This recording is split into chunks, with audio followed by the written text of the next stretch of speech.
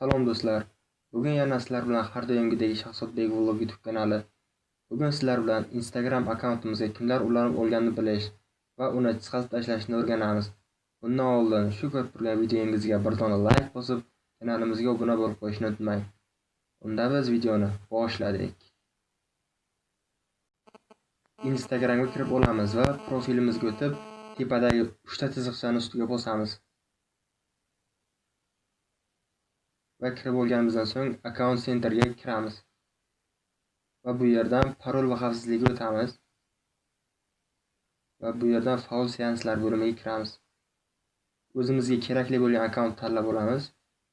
Va ustiga bosamiz. Kirganimizdan keyin mana shunday o'yin ochiladi va bu yerda Redmi A5 bu bizning telefon va boshqa qurilmalar. Mana o'sha telefondan kirilgan oldin. Bular hali ham turibdi telefonda. Toshkent, O'zbekiston, Realme va endi bularni chiqarib tashlashni o'rganamiz. Chiqarish uchun qurilmalar uchtalasini tanlaymiz va chiqishni bosamiz. Bo'ldi, chiqazib yuborildi. Videomiz yoqqan bo'lsa, bir dona like bosib, kanalimizga obuna bo'lib qo'yishni unutmang.